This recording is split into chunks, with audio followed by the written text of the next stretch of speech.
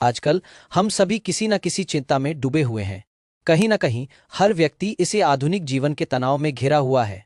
क्या आपके साथ भी ऐसा होता है? क्या आपको लगता है कि सब कुछ गलत हो रहा है? ये कहना है राजा की एक आम आदमी को जो अपनी चिंता और तनाव से परेशान थे, लेकिन एक मोड़ पर उसे समझ आया कि असल शांत कहाँ है।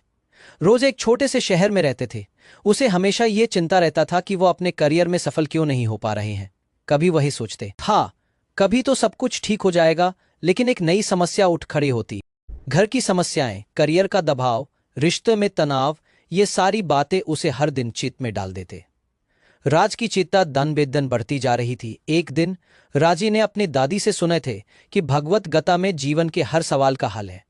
उसने सोचा, क्यों ने इस किताब को पढ़ के देखे। जब उसने गीत खोलकर पढ़ना शुरू किया तो सबसे पहले उस गीत का श्लोक 2.4 सीत याद आया। तुम्हारा कर्म हो तुम्हारा अधिकार है, लेकिन फूल पर तुम्हारा अधिकार नहीं है। राजी ने सोचा, क्यों ये सोचा है, अगर हम केवल अपने कर्मों पर ध्यान दें और उसके परिणाम से चिंतित ना हो तो क्या हमारी चिंता कम हो सकती। हिरजी ने महसूस किया कि उसकी चिंता का कारण था भविष्य को अनिश्चित परिणाम को डर। गीतों ने उसे सिखाया को हमें केवल अपने कर्म पर ध्यान केंद्रित करना चाहिए, ने कि उसके फूल पर। अब उसे समझ आया कि उसकी चिंता सिर्फ इसलिए थी क्योंकि वही हर बात के परिणाम के बारे में सोचता था।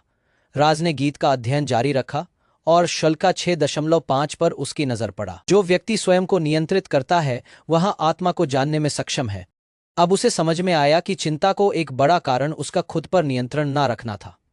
वह सोचने लगा, अगर मैं अपने मन को नियंत्रित कर लूं तो क्या मेरी चिंता कम हो सकती है। राजा ने अपने विचारों पर ध्यान देना शुरू किया। वह जानते थे कि चिंता और नकारात्मकता पर काबू पाना है असली शांतों के कैजी है। एक और देना। राजा ने गीता का श्लोक 2.50 पढ़ा। जो व्यक्ति संभव से कार्य करता है वह अपने भीतर संतुलन और शांति का अनुभव करता है। राजा ने सोचा, क्या होता अगर मैं हर परिस्थिति में संतुलित रहता। अब राजा ने अपनी समस्याओं से घबराए बनी हर कार्य में संभव बनाए रखने की कोशिश की। चाहे कोई भी समस्या सामने आती, वो अब हर स्थिति में संतुलित रहने की कोशिश करती। वो जानते थे कि जो चीज उसे मानसिक शांति देती है वही है संभव और संतुलन। अब उसे चत कम महसूस होने लगा। एक दिन जब राजागत के श्लोक 6.26 के पढ़ा रहे थे, उसे एक और महत्वपूर्ण संदेश मिले। जब मन किसी विचार से भटक जाए तो उसे संयमित करो, फिर से आत्मा में ध्यान लगाओ। उसे समझ में आया कि चिंता और तनाव तब बढ़ता है जब हमारा मन भटकता है। राजा ने ठान लिया कि अब वह नियमित रूप से ध्यान करेगा।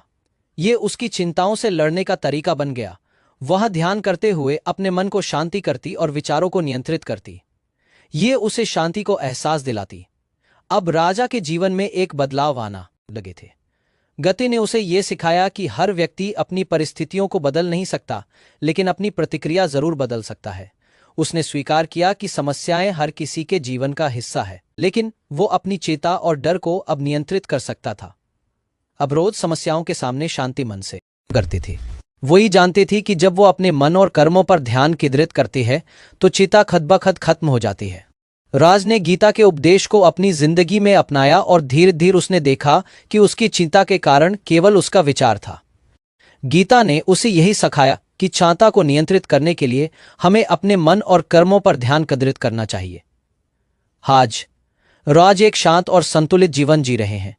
वही जानते हैं कि चिंता कभी पूरी तरह से खत्म नहीं हो सकती, लेकिन उसे नियंत्रित किया जा सकता है। वहां गीता के शाली के माध्यम से हर दिन आत्मनिर्भरता और शांति की ओर बढ़ रही है। अगर हम भी इन उपदेशों को अपने जीवन में अपनाएं तो हम भी अपनी चोटी से मुक्ति पा सकते हैं और मानसिक शांति प्राप्त कर सकते हैं। जीवन में संतुलन और शांति पाने के लिए हमें केवल अपने कर्म और विचारों पर ध्यान केंद्रित करना होगा। धन्यवाद।